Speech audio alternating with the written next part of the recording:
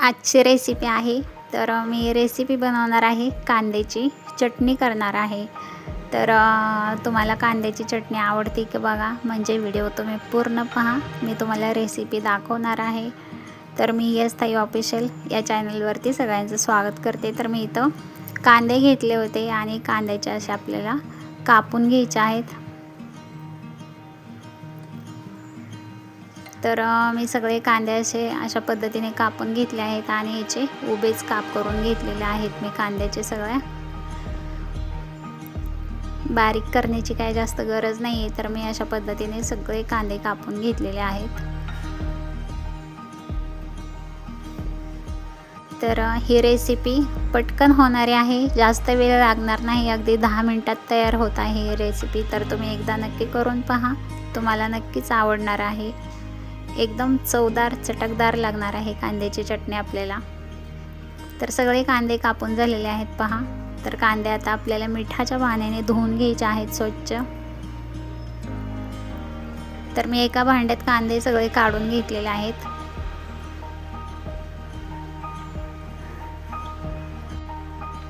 बघू शकता, तर मी मीठ टाकून घेतले याच्यात। मीठ छान असं कांद्याला चोळून घ्यायचं आहे आपल्याला, जेणेकरून कांद्याचा वास पण जाणार आहे आणि कांदे सुद्धा स्वच्छ होणार आहेत। तर मी 2 ते 3 पाण्याने कांदे स्वच्छ धुवून घेतलेले आहेत।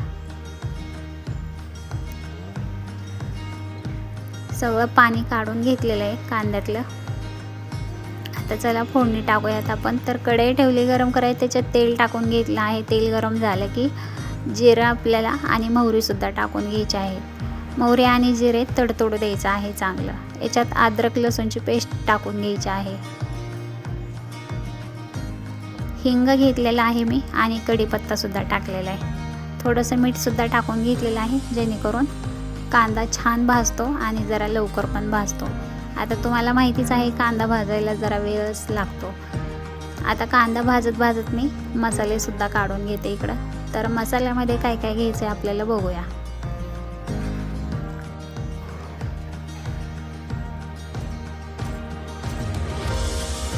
तर पहा, इथं मी तीळ घेतलेले आहेत।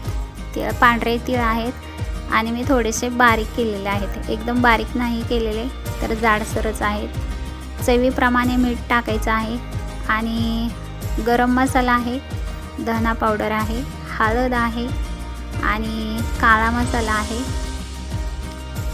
लाल तिखट घेतलेलं आहे थोडंसं मी, अर्धा लिंबू आणि गूळ सुद्धा घेतलेला आहे थोडासा।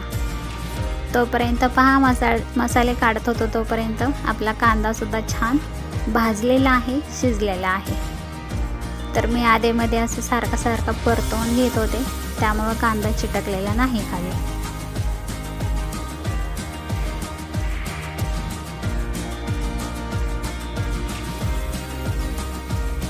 तर याच्यात आपण अर्धा लिंबू पिळून घ्यायचा आहे। लिंबू टाकायचा असेल तुम्हाला टाका, नसेल टाकायचा तर नका टाकू, पण जरा आंबट गोड चटणी खूप छान लागणार आहे, म्हणून मी लिंबू टाकून घेतलेला आहे। तर मिक्स करून घेऊया लिंबू टाकून छान असं।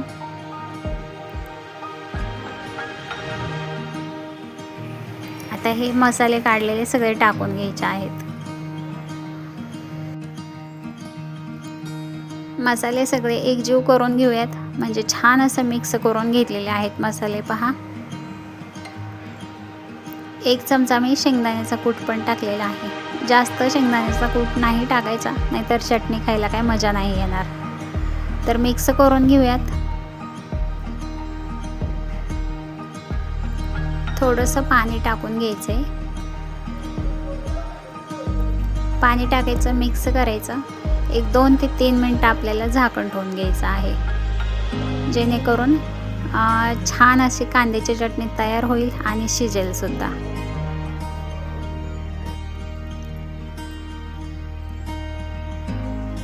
तर बघू शकता, अशा पद्धतीने आपली कांद्याची चटणी तयार झालेली आहे। तर तुम्हाला रेसिपी आवडली का नक्की सांगा। आवडली असेल आणि नवीन कोण व्हिडिओ बघत असेल माझा, तर नक्की चॅनलला सबस्क्राईब करा, लाईक करा, शेअर करा, कमेंट करून सांगा।